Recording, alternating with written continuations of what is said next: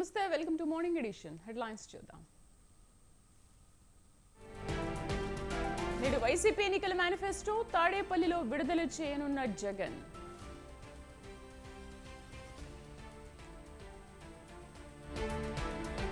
పెద్దాపురం, కాకినాడ రూరల్లో జనసేన ఎన్నికల ప్రచారం. పవన్ కు మద్దతుగా వరుణ్ తేజ్.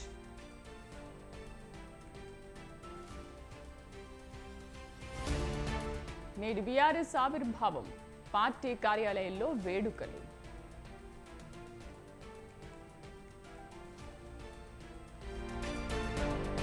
దూకుడు పెంచిన బీజేపీ, ఇంటింటి ప్రచారానికి ప్రాధాన్యత.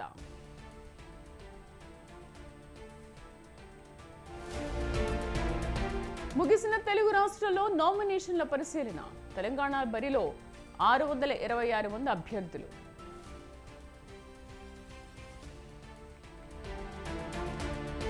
తెలుగు రాష్ట్రాల్లో మండిపోతున్న ఎండలు, 3 రోజులు అప్రమత్తంగా ఉండాలని సూచన.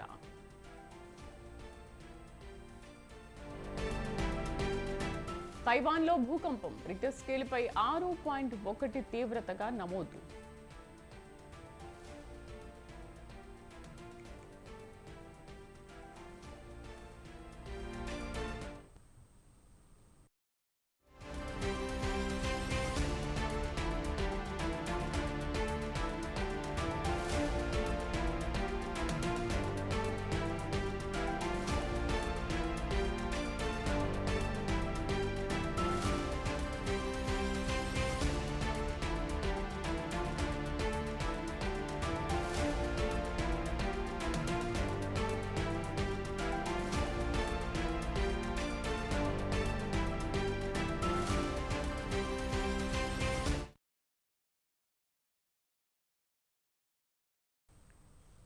ఏపీలో ఎన్నికల యుద్ధం కీలక దశకు చేరుకుంది. నామినేషన్ల పర్వం ముగియడంతో ఇప్పుడు అందరి చూపు మేనిఫెస్టోలపైనే పడింది. ఈ నేపథ్యంలోనే వైసీపీ ఎన్నికల మేనిఫెస్టో విడుదలకు సర్వం సిద్ధమైంది. ఇవాళ తాడేపల్లి క్యాంపు కార్యాలయంలో వైసీపీ మేనిఫెస్టోను విడుదల చేయనున్నారు సీఎం జగన్. నవరత్నాలు ప్లస్ పేరుతో మేనిఫెస్టోను ప్రకటించనున్నారు. అయితే ఈసారి మేనిఫెస్టోలో జనరంజకమైన అంశాలకు చోటు కల్పించినట్లు వైసీపీ నేతలు చెబుతున్నారు. మేనిఫెస్టో అతిగా ఉండదని, చేయబోయే పనులు మాత్రమే చెబుతామని ఆ పార్టీ నేతలు చెబుతున్నారు.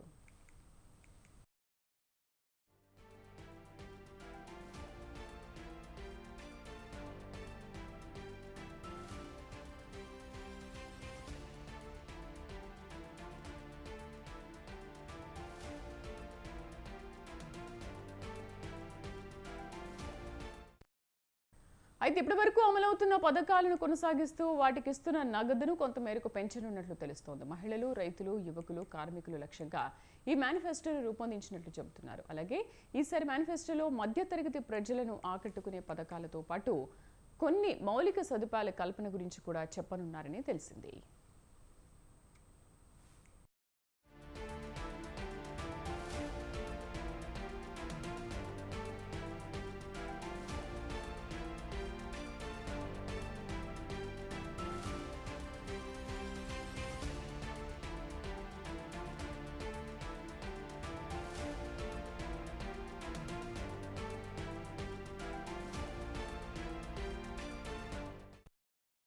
అమ్మఒడి పరిధి పెంపు, పెన్షన్లు 3,000 నుంచి 4,000కు పెంచే ఛాన్స్ కనిపిస్తోంది. దీంతో పాటు రైతు రుణమాఫీ హామీపై కసరత్తు జరుగుతోంది. గత ఎన్నికల సమయంలో డ్వాక్రా సంఘాల రుణమాఫీ హామీ ఇచ్చారు. ఈసారి కూడా డ్వాక్రా మహిళల రుణాలపై వడ్డీ మాఫీ ప్రకటన చేయనున్నట్లు తెలుస్తోంది. దీంతో పాటు రైతు రుణమాఫీ అమలు చేస్తే ఎలా ఉంటుందనే దానిపై సుదీర్ఘంగా చర్చలు జరిగాయి. రైతు రుణమాఫీ అమలు ప్రకటన చేస్తే ఎన్నికల్లో గేమ్ చేంజర్గా ఉంటుందని వైసీపీ నేతలు భావిస్తున్నారు.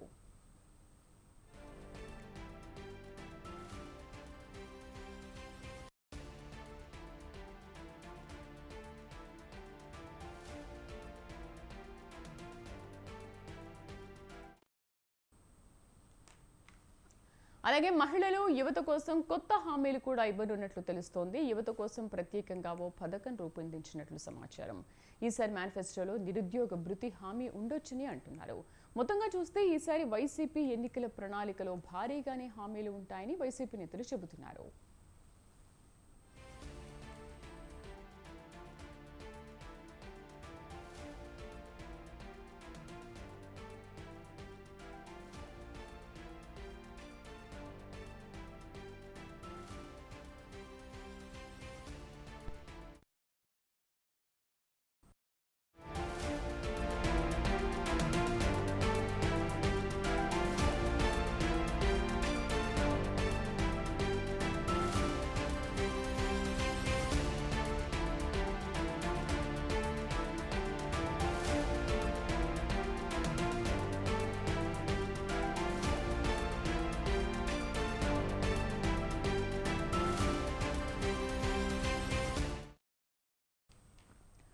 పార్లమెంట్ ఎన్నికల నేపథ్యంలో నేడు నాగర్ కర్నూలులో జరిగే రోడ్ షోలో కేసీఆర్ పాల్గొననున్నారు. బీఆర్ఎస్ అభ్యర్థి ఆర్ఎస్ ప్రవీణ్ కుమార్ గెలుపు కోసం ప్రసంగించనున్నారు. బీఆర్ఎస్ పార్టీ ఆవిర్భావ దినోత్సవం సందర్భంగా మహబూబ్ నగర్, నాగర్ కర్నూలులో జరిగే పార్టీ ఆవిర్భావ వేడుకల్లో కేసీఆర్ పాల్గొనే అవకాశం ఉంది. మహబూబ్ నగర్, నాగర్ కర్నూలు లోక్సభ నియోజకవర్గాల్లో బీఆర్ఎస్ అభ్యర్థులు మన్య శ్రీనివాస్ రెడ్డి, ఆర్ఎస్ ప్రవీణ్ కుమార్లు తమ గెలుపుకు దిశానిర్దేశం చేయనున్నారు. సాయంత్రం 6 గంటలకు నాగర్ కర్నూలులోని ఉయ్యాలవాడ నుంచి బస్టాండ్ వరకు రోడ్ షో కొనసాగనుంది. అక్కడ కార్నర్ మీటింగ్లో కేసీఆర్ పాల్గొంటారు. దీంతో జిల్లాలో కేసీఆర్ 2 రోజుల బస్సు యాత్ర ముగుస్తుంది.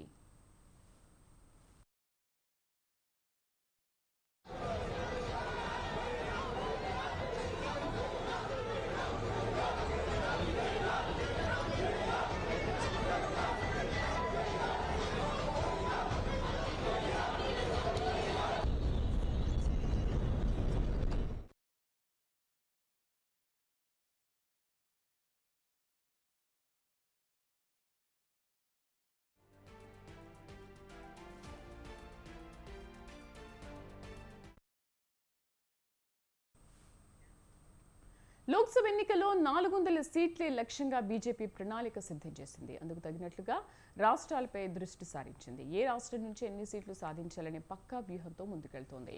ఇందులో భాగంగానే తెలంగాణపై స్పెషల్ ఫోకస్ పెట్టింది. 17 ఎంపీ స్థానాల్లో కనీసం 12 సీట్లు గెలుచుకోవాలని టార్గెట్ పెట్టుకున్నారు కమలనాథులు. అందుకోసం పకడ్బందీ ప్లాన్తో ముందుకెళ్తున్నారు. ఇందులో భాగంగానే బీజేపీ అగ్రనేతలను ప్రచార రంగంలోకి దింపారు.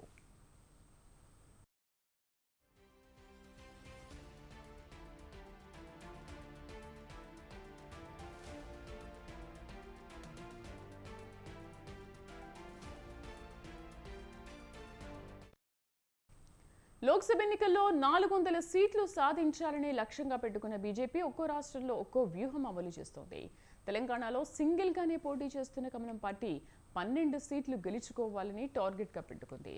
అసెంబ్లీ ఎన్నికల్లో వచ్చిన 14% ఓటింగ్ కంటే ఎంపీ ఎన్నికల్లో ఇంకా పెరుగుతుందని భావిస్తున్నారు కమలనాథులు.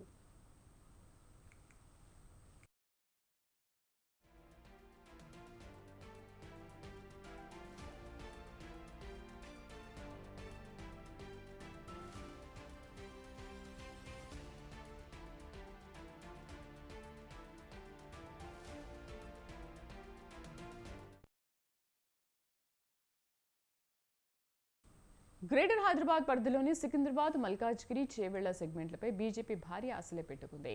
మహబూబ్ నగర్, మెదక్, భువనగిరి, జహీరాబాద్, నిజామాబాద్, కరీంనగర్, ఆదిలాబాద్ సీట్లను గెలుచుకుంటామన్నారు బీజేపీ లీడర్లు. 14 సీట్లలో తమకు గెలుపు అవకాశాలు ఎక్కువగా ఉన్నాయని చెబుతున్నారు.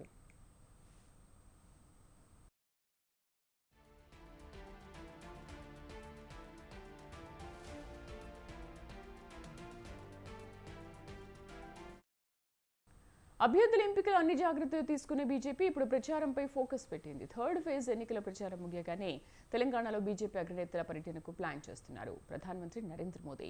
ఈ నెల 30న తెలంగాణకు వస్తున్నారు. మే 3, 4 తేదీల్లో మోదీ పర్యటించనున్నారు. ఈ నెల 30న జహీరాబాద్, మెదక్ ఎంపీ అభ్యర్థులకు మద్దతుగా ప్రచారం చేస్తారు మోదీ. ఆ తర్వాత ఆందోళన నియోజకవర్గం సుల్తాన్పూర్లో బహిరంగ సభకు హాజరవుతారు. అదే రోజు సాయంత్రం హైదరాబాద్లో ఐటీ ఎంప్లాయీస్, ఇంటెలెక్చువల్స్తో సమావేశమవుతారు.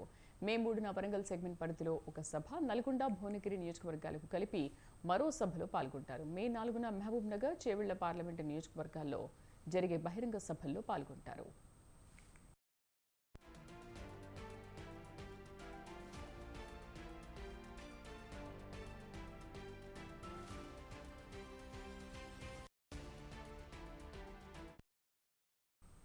ఇక కేంద్ర హోంశాఖ మంత్రి అమిత్ షా మెదక్ సెగ్మెంట్లో పర్యటించి సిద్దిపేట బహిరంగ సభల్లో పాల్గొన్నారు. 12 సీట్లు గెలిపించాలని తెలంగాణ ప్రజలను కోరారు. బీజేపీకి మెజార్టీ సీట్లు ఇచ్చి మోదీని మళ్లీ ప్రధానిని చేస్తే తెలంగాణలోనూ బీజేపీ ప్రభుత్వం వచ్చే అవకాశం ఉంటుందన్నారు అమిత్ షా.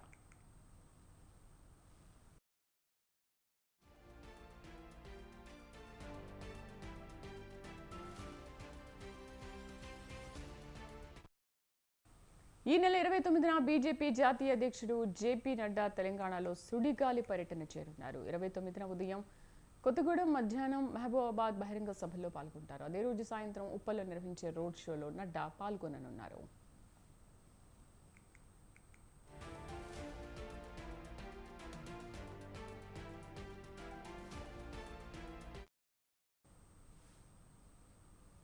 భారీ సభలు సమావేశాల కంటే డోర్ టు డోర్ క్యాంపెయినింగ్కి ఎక్కువ ప్రాధాన్యత ఇస్తున్నారు కమలనాథులు.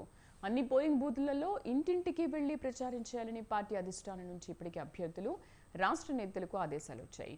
అందుకు అనుగుణంగానే ప్రతి ఓటర్ను కలిసి మోదీ ప్రభుత్వ పథకాలను వివరిస్తున్నారు బీజేపీ నేతలు.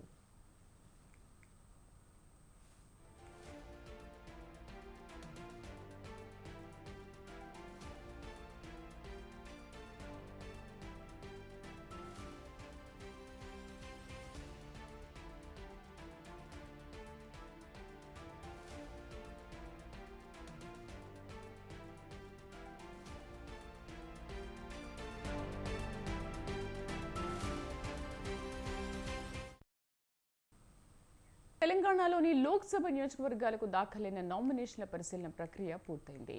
మొత్తం 17 స్థానాలకు 893 మంది నామినేషన్లు వేయగా 267 మంది అభ్యర్థుల పత్రాలను తిరస్కరించిన అధికారులు 626 మంది నిబంధనల మేరకు ఉన్నట్లు ప్రకటించారు.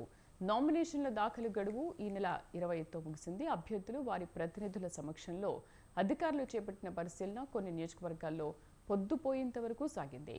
నాగర్ కర్నూలు లోక్సభ నియోజకవర్గం పరిధిలో ప్రస్తుత ఎంపీ రాములు నామినేషన్ తిరస్కరణకు గురైంది. ఎన్నికల్లో ఆయన కుమారుడికి బీజేపీ టికెట్ ఇవ్వడంతో రాములు డమ్మీ అభ్యర్థిగా వేశారు. బీఫామ్ లేకపోవడంతో తిరస్కరించారు. అదే నియోజకవర్గంలో మాజీ ఎంపీ మందా జగన్నాథ్ నామినేషన్ సైతం తిరస్కరణకు గురైంది. ఆయన బీఎస్పీ నుంచి వేసిన బీఫామ్ సమర్పించకపోవడంతో తిరస్కరించారు. అక్కడ మరో అభ్యర్థి బీఎస్పీ బీఫామ్ను సమర్పించారు. వరంగల్ స్థానానికి మాజీ మంత్రి సినీ నటుడు బాబు మోహన్ స్వతంత్ర అభ్యర్థిగా దాఖలు చేసిన పత్రాలను తిరస్కరించారు. 10 మంది ప్రతిపాదకుల పేర్లు ప్రస్తావించినప్పటికీ అందులో ఎవరూ సంతకాలు చేయకపోవడం, అఫిడవిట్లో నిర్దిష్ట ఖాళీలు ఉన్నాయని ఆర్ఓ ప్రావీణ్య తెలిపారు.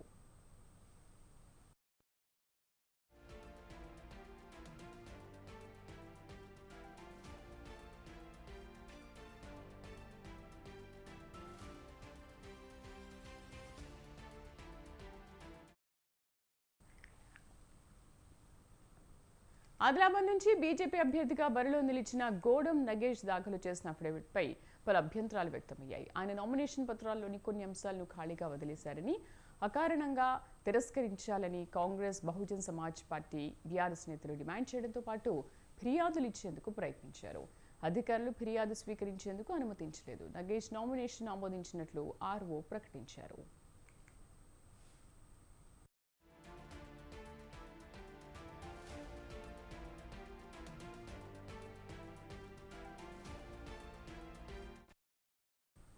ఇక తిరస్కరణకు గురైన వాటిలో అత్యధికంగా మల్కాజ్గిరిలో 77 ఉన్నాయి. ఆ తర్వాత నల్గొండ 25, కరీంనగర్ 20, హైదరాబాద్ 19, చేవెళ్ల 17, పెద్దపల్లి, జహీరాబాద్లలో 14 చొప్పున, నాగర్ కర్నూలు 13, సికింద్రాబాద్ 11, నిజామాబాద్, భువనగిరి, వరంగల్, ఆదిలాబాద్లో 10 చొప్పున, మహబూబ్ నగర్లో 7, మహబూబాబాద్లో 5, ఖమ్మంలో 4, మెదక్లో 1 నామినేషన్ తిరస్కరించారు.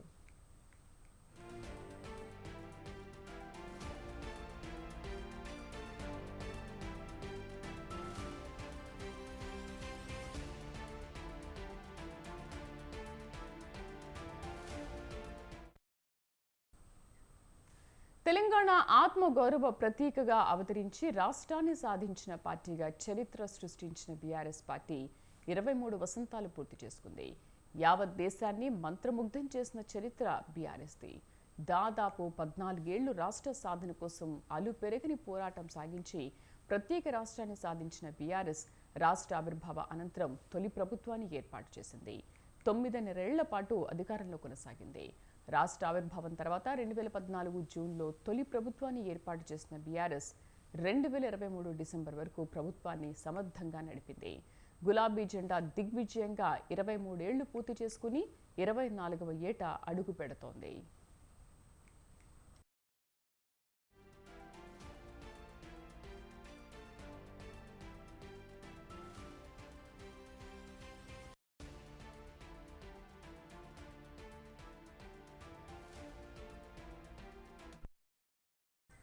బీఆర్ఎస్ వ్యవస్థాపక దినోత్సవం సందర్భంగా పార్టీ శ్రేణులు, రాష్ట్ర ప్రజలకు పార్టీ వ్యవస్థాపక అధ్యక్షుడు కేసీఆర్ శుభాకాంక్షలు తెలిపారు. పార్టీ ఆవిర్భావం నుంచి నేటి వరకు 23 ఏళ్లుగా పార్టీ ఎన్నో విజయాలు సాధించిందని అన్నారు.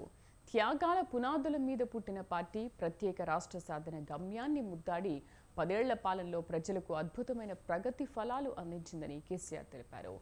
దేశం గర్వించే రాష్ట్రంగా తెలంగాణ నిలిచిందని చెప్పారు.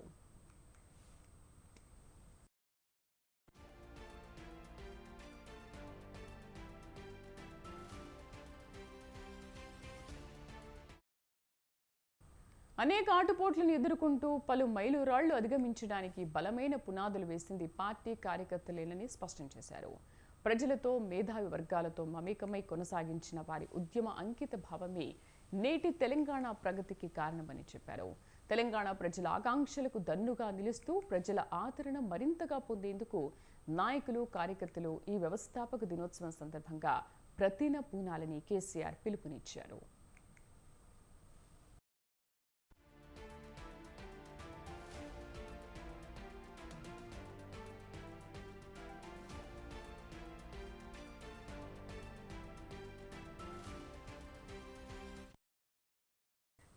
బీఆర్ఎస్ 24వ ఆవిర్భావ దినోత్సవం సందర్భంగా పార్టీ శ్రేణులకు బీఆర్ఎస్ వర్కింగ్ ప్రెసిడెంట్ కేటీఆర్ శుభాకాంక్షలు చెప్పారు. పార్టీ పుట్టుక సంచలనం, దారి పొడవునా రాజీ లేని రణమని కేటీఆర్ అన్నారు. ఆత్మగౌరవం, అభివృద్ధి పరిమళాలు అందుకున్న స్వీయ రాజకీయ పార్టీ అని చెప్పారు.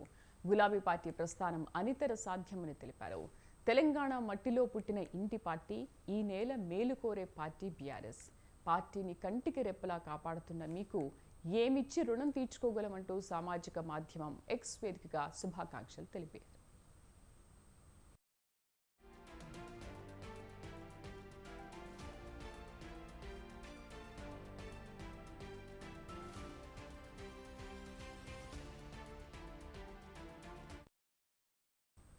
లోక్సభ ఎన్నికల బరి నుంచి కేసీఆర్ ఫ్యామిలీ ఎందుకు తప్పుకుంది? 23 ఏళ్ల పార్టీ చరిత్రలో కేసీఆర్ కుటుంబం నుంచి ఒక్కరు కూడా పోటీ చేయకపోవడానికి కారణం ఏంటి?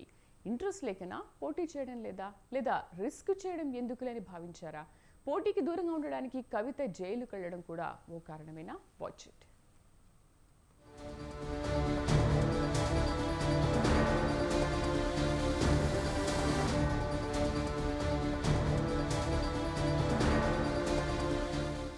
తెలంగాణలో పార్లమెంట్ ఎన్నికల పోరు రసవత్తరంగా సాగుతోంది. 3 ప్రధాన పార్టీల మధ్య ట్రయాంగిల్ ఫైట్ హోరాహోరీగా కొనసాగుతోంది. అధికారం దక్కిన 5 నెలల్లోనే లోక్సభ ఎన్నికల పోరు ఎదురవ్వడంతో కాంగ్రెస్ పార్టీకి ఈ ఎన్నికలు ప్రతిష్టాత్మకం కానున్నాయి. ఇక అసెంబ్లీ ఎన్నికల్లో ఓట్ల శాతాన్ని పెంచుకున్న బీజేపీ లోక్సభ పోరులో గతంలో కంటే ఎక్కువ స్థానాలు సాధించాలన్న లక్ష్యంతో బరిలో దిగుతోంది. అటు బీఆర్ఎస్ కూడా తన సత్తాను చాటేందుకు శతవిధాలా ప్రయత్నిస్తోంది. అయితే ఈసారి ఎంపీ ఎన్నికల్లో ఓ ఆసక్తికర పరిణామం చోటు చేసుకుంది. ఎన్నికల్లో బీఆర్ఎస్ అధినేత కేసీఆర్ కుటుంబం దూరంగా ఉండడంతో రాజకీయంగా చర్చకు దారితీసింది. లోక్సభ ఎన్నికల్లో కేసీఆర్ కుటుంబం బరిలోకి దిగకపోవడం ఇదే తొలిసారి. 2001లో పార్టీ ఆవిర్భావం తర్వాత మొదటిసారి కేసీఆర్ కుటుంబం నుంచి ఎవరూ లోక్సభ ఎన్నికల బరిలోకి దిగడం లేదు.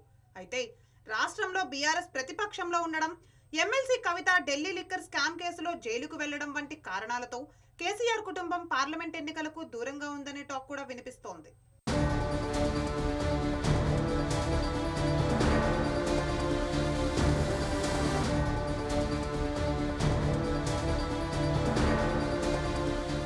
తెలంగాణలో బీఆర్ఎస్ పార్టీ 2001లో ఏర్పడింది. తర్వాత 2004లో జరిగిన ఎన్నికల్లో కేసీఆర్ ఎమ్మెల్యే, ఎంపీ పదవికి పోటీ చేసి గెలిచారు. ఆ తర్వాత ఎమ్మెల్యే పదవికి రాజీనామా చేసి కరీంనగర్ ఎంపీగా కొనసాగారు. యూపీఏ ప్రభుత్వంలో కేంద్ర కేబినెట్ మంత్రిగా పనిచేశారు. ఆ తర్వాత తెలంగాణ ఏర్పాటు కోసం యూపీఏ నుండి బయటకు వచ్చి ఎంపీ పదవికి రాజీనామా చేశారు. 2006లో జరిగిన ఉప ఎన్నికల్లో మరోసారి ఎంపీగా గెలిచారు. ఆ తర్వాత 2008 ఉప ఎన్నికల్లోనూ ఎంపీగా కేసీఆర్ విజయం సాధించారు.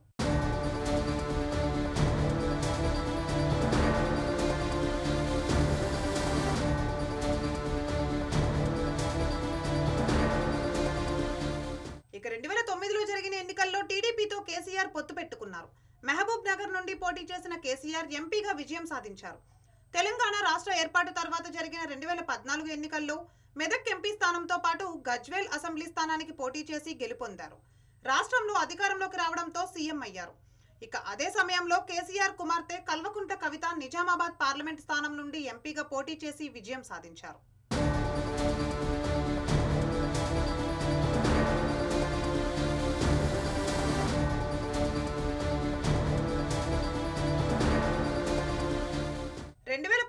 రాజ్యసభ ఎన్నికల్లో బీఆర్ఎస్ అధినేత కేసీఆర్ సమీప బంధువు జోగినిపల్లి సంతోష్ కుమార్ బీఆర్ఎస్ తరపున రాజ్యసభ సభ్యుడిగా ఎన్నికయ్యారు.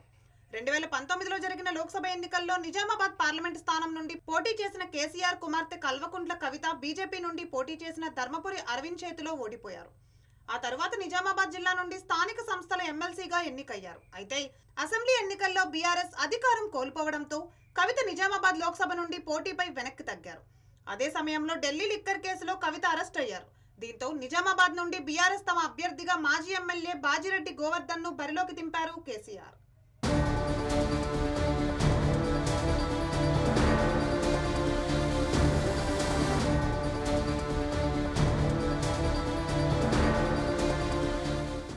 ఇటీవల జరిగిన అసెంబ్లీ ఎన్నికల్లో కూడా 2 స్థానాల్లో పోటీ చేసిన కేసీఆర్ గజ్వేల్లో విజయం సాధించగా కామారెడ్డిలో మాత్రం ఓడిపోయారు. దీనితో రానున్న పార్లమెంట్ ఎన్నికల్లో తమ కుటుంబ సభ్యులు పోటీ చేసి ఓడిపోతే రాజకీయంగా డ్యామేజ్ అవుతుందని భావించి ఎన్నికలకు కేసీఆర్ కుటుంబం దూరంగా ఉంది అనే చర్చ కూడా నడుస్తోంది. మొత్తంగా చూస్తే పార్టీ ఆవిర్భవించిన 23 ఏళ్ల తర్వాత కేసీఆర్ కుటుంబంలో లోక్సభ ఎన్నికల్లో మొదటిసారిగా పోటీకి దూరంగా ఉండడం రాజకీయంగా చర్చనీయాంశంగా మారింది.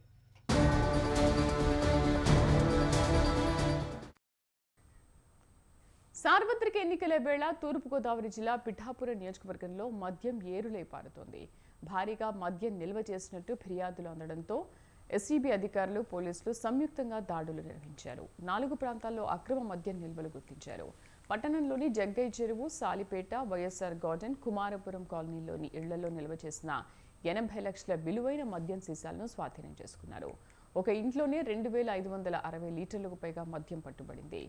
వేల కొద్దీ royal blue brand, Goa kick మద్యం సీసాలు బస్తాలు నిల్వ చేసినట్టు పోలీసులు తెలిపారు. ఎస్సీపీ అధికారి మెహబూబ్ అలీ ఆధ్వర్యంలో సోదాలు జరిగాయి.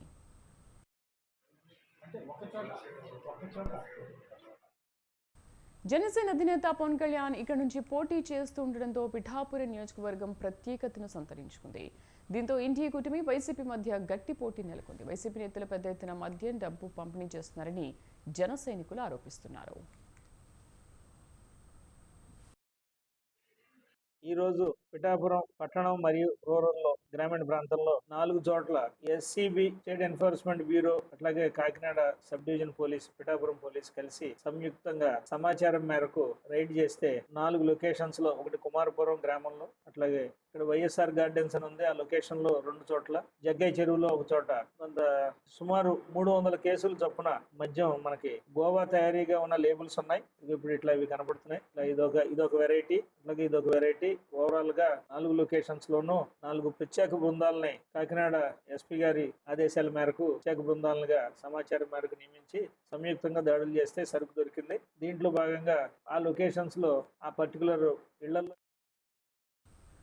లక్నవరం చెరువుకు త్వరలోనే గోదావరి జలాలు అందించి 2 పంటలకు నీళ్లు అందిస్తామని స్పష్టం చేశారు మంత్రి సీతక్క. ములుగు జిల్లాలో రైతులకు జీవనాధారంగా నిలుస్తున్న లక్నవరం చెరువును ఆమె పరిశీలించారు.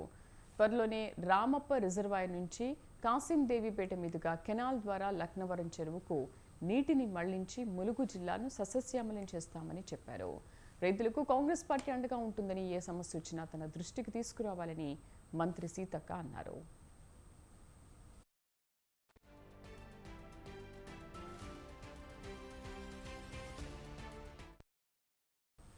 ఇండియన్ ప్రీమియర్ లీగ్ టీ20 క్రికెట్ హిస్టరీలో కొత్త చరిత్ర నమోదైంది. ఈడెన్ గార్డెన్స్ పరుగుల బరతతో తడిసి ముద్దైంది. సొంతగడ్డపై 261 పరుగులు చేసి కోల్కతాను పంజాబ్ కింగ్స్ ఓడించింది. పంజాబ్ 8 వికెట్ల తేడాతో కోల్కతా నైట్ రైడర్స్ ను చిత్తు చేసింది. టీ20 క్రికెట్ చరిత్రలోని అత్యధిక పరుగుల లక్ష్య ఛేదనను పంజాబ్ కింగ్స్ నమోదు చేసింది. సెంచరీతో చెలరేగిన బెయిస్టో యువ ఆటగాడు శశాంక్ ఈ మ్యాచ్లో పంజాబ్ హీరోలుగా నిలిచారు. టాస్ ఓడి ముందుగా బ్యాటింగ్ దిగిన కోల్కతా 20 ఓవర్లలో 6 వికెట్ల నష్టానికి 261 పరుగులు చేసింది. సొంత మైదానంలో కోల్కతా ఇన్నింగ్స్ జోరుగా సాగింది. టోర్నీలో తమ ఫామ్ను కొనసాగిస్తూ ఓపెనర్లు సాల్ట్, నరైన్ మరోసారి మెరుపు వేగంతో జట్టుకు శుభారంభం అందించారు. ఓపెనర్లు సునీల్ నరైన్, ఫిల్ సాల్ట్ తొలి వికెట్కు 138 పరుగులు బాదారు. దీంతో ఆ జట్టుకు భారీ స్కోరు సాధించేందుకు బాటలు పడ్డాయి. మిగతా బ్యాటర్లు కూడా సహకారం అందించడంతో కోల్కతా నైట్ రైడర్స్ నిర్ణీత 20 ఓవర్లలో ఏకంగా 261 పరుగుల రికార్డు స్థాయి స్కోరు నమోదు చేసింది. సునీల్ నరైన్ 32 బంతుల్లో 71 పరుగులు, ఫిలిప్ సాల్ట్ 37 బంతుల్లో 75 పరుగులు బాది స్కోర్ బోర్డుని పరుగులు పెట్టించారు.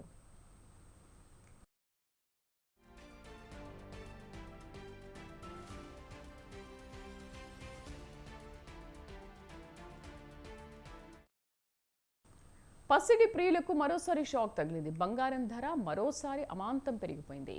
హైదరాబాద్ మార్కెట్లో 22 క్యారెట్స్ బంగారం ధర 400 పెరిగి తులానికి 66,650కి చేరింది.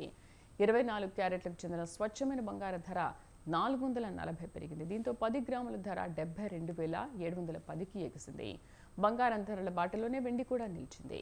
వెండి కేజీకి 84,500 పలుకుతోంది.